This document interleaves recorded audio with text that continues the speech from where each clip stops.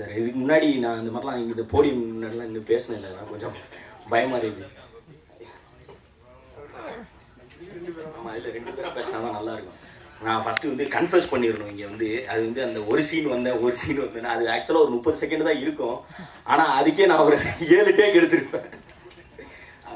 ஒரே நிமிஷம், ஆக்சுவலாக 30 செகண்ட் தான் அவங்க வராங்க, 7 டேக் எடுத்தது விஷயம் இல்லை. அந்த 30 செகண்ட்ல 29 செகண்ட் கத்திக்கிட்டே இருக்காங்க தேட்டரில். அவங்க கத்தி முடிச்சு பாக்குறதுக்குள்ள அந்த சீன் முடிச்சு போயிருது. ஸோ அப்படி ஒரு ரிவ்யூல கூட பார்த்தேன், ஒரு பெரிய ஹீரோக்கு எப்படி ஒரு ஓப்பனிங் கத்துவாங்களோ சொல்லி வைப்போம், அப்புறம் பிரஸ் மீட் பரிதாபங்கள்னு ஒன்று போடுவாங்க அடுத்த வாரம்.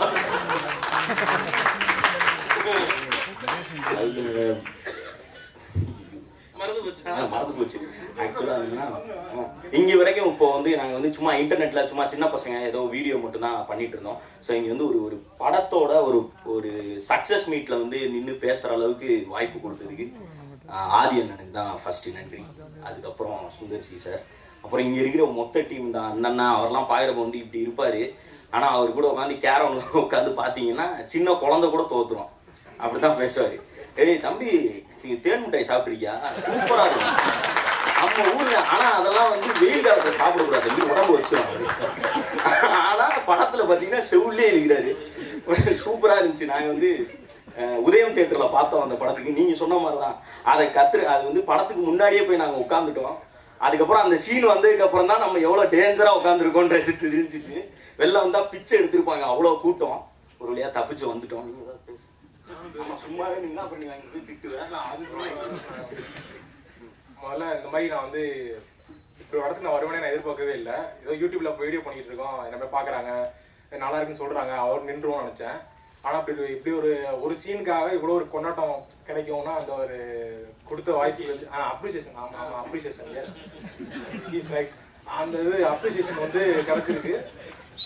என்ன சொல்றது, அந்த மாதிரி வாய்ப்பு கொடுத்த ஆதியனுக்கும் சுந்தர்சி சாருக்கும் ரொம்ப நன்றி.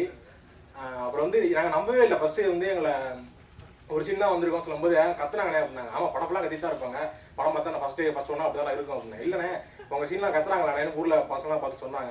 இல்லடா இருக்காதா தம்பி அப்படின்னா. அப்படி பார்த்தா உண்மையுமே கத்துறாங்க. எனக்கே கண்ணு தண்ணி தண்ணியே வருது. ஆஹா இப்படி கத்துறாங்களா, அப்போ நடந்துருமோ, அப்போ சினிமாக்கு நம்ம போயிடுவோமோ அப்படிங்கிற ஒரு விஷயம் இருந்துச்சு. ரொம்ப நன்றி. நான் கனவு வந்து பழிச்சது உங்களால தான். ரொம்ப சந்தோஷம்.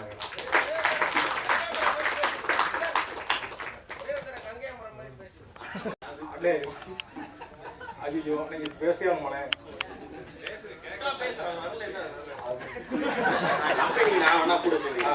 அதாவது இந்த படத்தை பத்தி இது எந்த அளவிற்கு ஒரு நல்ல படம் என்று நீங்கள் நினைக்கிறீங்க?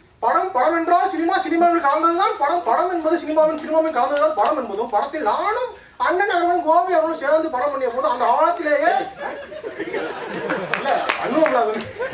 ஒரே முழுசா கூட பாக்கல. இல்ல தம்பி பண்ணுவோம் நான் சொன்ன வந்து எஸ் அப்படி இன்னும் வேற கேளுங்க. வேற இசையை பத்தி இந்த படத்துல எந்த அளவுக்கு மியூசிக் எந்த அளவுக்கு இருந்துச்சு? முக்கியமா அந்த மியூசிக் என்பதும் இசை என்பதும் ஒன்றுதான். இசையில் கலந்ததுதான் மியூசிக் என்பது தனியல்ல, இசையில் கலந்ததுதான் மியூசிக் மட்டும் தனியாக இருந்தால் நல்லா இருக்காது, இசை மட்டும் தனியாக நல்லா இருக்காது. மியூசிக் இசையும் சேர்ந்ததுதான் நல்லா இருக்கும். நானும் கோபி அவர்களும் அந்த ஆழத்திலேயே ஸ்கிரிப்ட் வந்த போது இசையில தான் எழுதுவோம்.